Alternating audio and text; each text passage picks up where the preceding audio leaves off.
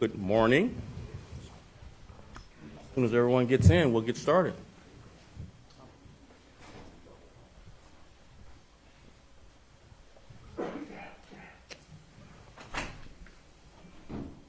So we're here today to talk about New Year's Eve safety planning. I want to acknowledge to my left Commissioner Ken Meyer from the Department of Business Affairs and Consumer Protection. He's here with us, as well as many of our dedicated partners from Navy Pier. Every city department and agency plays a role in enhancing safety and working with the Chicago Police Department in many, many ways. That's because public safety requires collaboration and coordination on a 24/7, 365 day a year, all year round. CPD works in close partnership with the Office of Emergency Management and Communications to maintain public safety, and the same is true this weekend. We're ready for New Year's Eve and all the celebrations taking place across the city. Chicago Police Department will deploy an extra 1,300 police officers to ensure our neighborhoods and high traffic areas are covered and safe. We met with many of our hotels and businesses in the downtown area and across the city and other neighborhoods, as well as our Navy Pier partners who will be hosting the fireworks, as you all know. We developed a comprehensive security plan for events at Navy Pier, and officers will be visible in all of our retail corridors and residential areas in all parts of the city. We also have officers assigned on foot and bike in Millennial Park throughout the entertainment districts across the city. And we're working with our CTA and expanding our presence across the transit system. And by the way, let me mention the CTA will be offering free rides tomorrow night on New Year's Eve between the hours of 10 p.m. and 4 a.m. Officers will be doing everything they can to keep everyone safe, but we need our residents and visitors to do everything they can as well to celebrate responsibly. Look out for each other as well, and if you see anything suspicious or unsafe, please call 911. And please, please don't drink and drive. I also want to emphasize that celebratory gunfire is illegal and very dangerous. Bullets that go up must come down, and they come down at a speed and velocity that can kill. So we will be holding those accountable who are discharging firearms over the weekend and really at any time, and you will be held accountable. We all play a role in our safety. There's no reason we all can't have a safe and happy New Year's Eve and New Year's Day. And now I'll turn it over to Commissioner Ken Meyer for comments. Ken?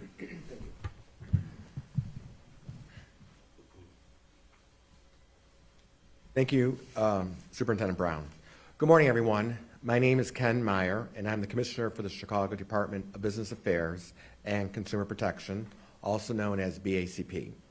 BACP's core mission is to support businesses and to protect consumers and workers to make sure Chicago is vibrant and safe for all.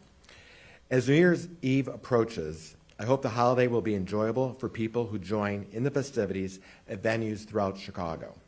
The City of Chicago insists that public safety be maintained in all hospitality venues, including hotels, and that strict compliance with all regulations governing the service of alcohol be maintained just like any other night of the year. Additionally, we ask that you cooperate with all city agencies in an effort to monitor and control any liquor and public safety issues. I would like to remind the hospitality licensees of the following tips. If your establishment is hosting an event on New Year's Eve, please contact your local police district to advise them of the time and size of your event. Provide sufficient security and knowledgeable staff at your business premises to ensure compliance with all laws. All staff should be trained on best practices for maintaining occupancy and public safety, and to report illegal activity by calling 911 immediately. We recommend using a reservation system to avoid lines or congestion of people outside your establishment.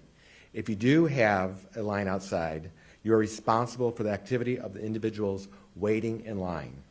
Licensees must ensure that no open alcohol is removed from the licensed premises, again, just like any other night of the year. You have a duty to cooperate with police, report all illegal activity by calling 911. State and liquor laws will be strictly enforced, and the city will inspect liquor establishments for compliance during the holiday weekend. To the residents and visitors of Chicago celebrating New Year's, be aware of your surroundings and report suspicious activity, as the superintendent just mentioned.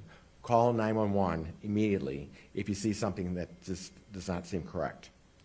With the cooperation of the business community, the New Year's festivities will be safe and enjoyable for patrons, residents, visitors, and businesses alike. Let us end 2022 safely and welcome 2023 with excitement and hope. I now turn the podium over to Commander Ralph Cruz. Thank you. Morning. My name is Commander Ralph Cruz, CRUZ. I am here to speak to you regarding the security plan for the New Year's Eve celebration at Navy Pier. We have worked together with Navy Pier's head of security, John Graber, who's here today. We've coordinated internally with Chicago Police Department, both units and assets. We've collaborated with our outside sister agencies, CFD, OEMC, Streets and Sanitation, TMAs, and CTA, to name a few, to ensure that we have an interoperable safety plan in place to maintain a safe and enjoyable New Year's event. And most importantly, the New Year's celebration fireworks are at midnight. It's a 10-minute show. It's going to be great. And I'd like to turn it over to Deputy Chief of Central Control Group, Jill Stevens. Good morning. My name is Jill Stevens, and I'm the Deputy Chief of Central Control Group. This year, as the superintendent said, downtown will be receiving additional resources for New Year's Eve. We will be putting these resources in our retail corridor in the 1st and the 18th District. They will supplement the already window detail that's already in place, and those window detail officers will be conducting high visibility foot patrol along the Mag Mile and other locations on State Street. In addition to our window detail, we also will have strategic deployment initiative officers in fixed locations throughout 18 and the 1st District. They will be in marked squad cars, and their lights will be on, so they will be highly visible to everybody that's visiting downtown. We will also be focusing on our entertainment venues, particularly in the River North area and Motor Row, and we will be utilizing our tactical personnel as well as outside resources to assist in supporting those locations. Millennium Park is also on our radar. We will be having additional TAC teams, mounted unit, and bicycle officers responding to Millennium Park, and they will be the teams that respond to any large gatherings that we see downtown. And we all hope that we have a safe and happy New Year, and we appreciate our partnerships with BACP, Millennium Park, and our community. And now I'd like to introduce Deputy Chief Gabriella Shimash. Thank you. Good morning. I'm Gabriella Shimash, the Deputy Chief of Area 3. In preparation for our New Year's Eve celebrations, we'll have extra resources, so you'll notice an increased police presence, especially in our entertainment corridors, Fulton Market, and along our Clark and Halstead streets in the 19th District. In addition, we've been working on safety and security plans with our hotels and our large liquor establishments. As always, we're going to be keeping an eye on large gatherings and any impromptu parties that are going to pop up. So we encourage everybody to celebrate responsibly and have a safe New Year. And on that, I will turn it back over to the superintendent. We'll take a few questions on topic if you have them first, and then we'll take a few off topic if you don't have any on topic. Morning, everybody. Lauren Victory from CBS Chicago. Morning. The one question that comes to mind, I know that there's a news conference later on this afternoon with some folks in the Chatham neighborhood that they're calling for liquor stores to close early because they feel like there's more crime and loitering on New Year's Eve. Just wondering what your thoughts are on that. We defer to community stakeholders much more than anyone else. They know the communities better than anyone, and so we would support anything the community calls for that renders our neighborhood safer. Happy New Year, everybody. My name is Christian. I'm with ABC Chicago. Really quick, just one clarifying point. You said there's going to be 1,300 additional officers working this weekend? Yes. Okay. What is your message to your entire department who I'm sure want to be celebrating with their friends, their families, themselves this weekend, who are going to be out on the streets keeping the community safe? As you know, officer wellness is a big part of our strategy. If officers are not well, then they can't very well take care of others. And so we really emphasize officer wellness. Our work obviously requires us many times to be away from our families and to be subject to a lot of dangerous circumstances. And so it's really important that officers know about the services that are available, particularly peer support, particularly employee assistance, as well as our chaplains and all of our programs as it relates to officer wellness. And so we have continued to emphasize that. We have hired 17 clinicians this year who will be available for our officers. We have opened 2 off-site locations near officers' neighborhoods where they live in the city so that they can go to a non-city facility for services for them and their families. And so, again, we can't emphasize enough how important officer wellness is, particularly on nights like tomorrow, where they'll be away from their family when they'd rather be home celebrating like everyone else. Hi, I'm Karen Aguilar with NBC5. I have a couple questions. The first question is, you've mentioned about working with establishments. I know over-serving can sometimes be an issue. What kind of consequences would these establishments see if they over-serve a patron, which can sometimes lead to some of the violence that we see in places that we normally haven't seen, like River North? So obviously over-serving can come across as being complicit with the circumstances that transpires, either drunk driving and or disorderly behavior. But let me kick some of that answer to Ken Meyer, the Commissioner of BACP, about that, and then I'll come back and close out that question. Ken? Thank you so much for the question. First and foremost, before we even get there, we've done a lot of outreach this past week to all of our licensees, both through constant contact, just reminding them of tips, working with the various districts, and also encouraging and reminding licensees to train their staff, everyone from serving alcohol to security, what have you, so that we don't necessarily fall into that situation you mentioned. Okay, and so just to clarify, there is a correlation between over-serving and the uptick of crime on the celebration tomorrow? Repeat that again? Is there, from what I've read, when there's like over-serving, it's usually attributes to more like violence in the area? I just want to hear it from you if that's something that's a I'll concern. take that. Yeah. I'll Thank take you. that part. So, again, there can be some complicit criminal behavior associated with people who are drunk, particularly when they drive. Evidence obviously has to support that complicit behavior to the owners and or servers. So we discourage over-serving because obviously, number one, you don't want that behavior to lead to someone's life being taken. You don't want it on your conscience, nor do you want to be charged criminally with being complicit by over-serving. So we just want to highlight it. I think what Ken said is quite appropriate. We want to train your staff. We want you to be aware of this behavior potentially leading to criminal activities. And so, again, we all want to be on the same page with this. We don't want to discourage the business itself, but, again, complicit behavior leading to drunk driving and or other types of criminal conduct is discouraged.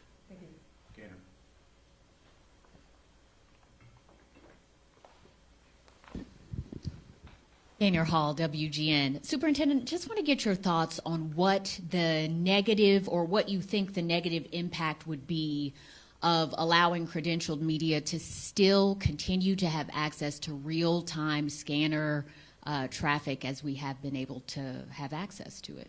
So we've written an op-ed on this, sharing our opinion. Officer safety is first and foremost as it relates to real-time transmissions, and we've expressed that in great detail. Not one officer's life being put at risk because of those transmissions. In addition, there's obviously a lot of private confidential information on victims and witnesses that are shared over the radio that we also are concerned about. So, but number one is obviously officer safety. But can you cite any specific examples in the past where media have caused harm to police because of our access to the scanner traffic? So again, media is a loose term today, as you know. Anyone Credentialed with anyone with a blog or a website can, try and get the credential media. So media is just not traditional media today. It's social media and it's others. And it's a healthy debate, but when it comes to officer safety, and you're asking me, we think it's more important than any thing that we're debating about this issue. But just to be clear, you don't have any examples where... We do have examples, and we shared those in detail. So again, I think the summer of 2020 is the greatest example where access to our radios was being used by the mob to defeat our public safety strategies. And there's not just video, audio examples of that. Thank you, guys. Thanks for coming today. All right, thank you all. Happy New Year. Real quick, one last one. Yes. Just real quick, we've been reporting about plans to house migrants at 6420 South University. Just wondering what you can tell us about the safety plan CPD is working on, so residents there can have a little bit more. We can get that to you offline. We certainly have a response to that. Thank you very much. Anything on urine crime statistics, Superintendent? Yeah, we've done various interviews. I think we had one for you that we had to cancel because we're doing this interview, so that's an appropriate question. So shootings are down 20% today. Homicides are down 14% today. And carjackings are down 10%. Gun recoveries, our officers who recovered more than 12,000 illegal guns off the street. Large chunk of that is assault weapons. Every gun recovered is a life saved. Our gun violence is going to be not only lower than 2021, but lower than 2020 and lower than 2016. And so we are making progress, but one gun crime is one too many. One carjacking is one too many. And as you know, we've seen a spike in auto thefts, particularly the Kia and Hyundai models. And so we want to work with those manufacturers to do some crime prevention as well as encourage them to recall those models so that the steering columns can be fixed so it's not such an easy car to steal. So again, great question, but our work is never done. We're never satisfied. There's always another case to solve. So thank you for the question. Happy New Year's, everyone. Take care.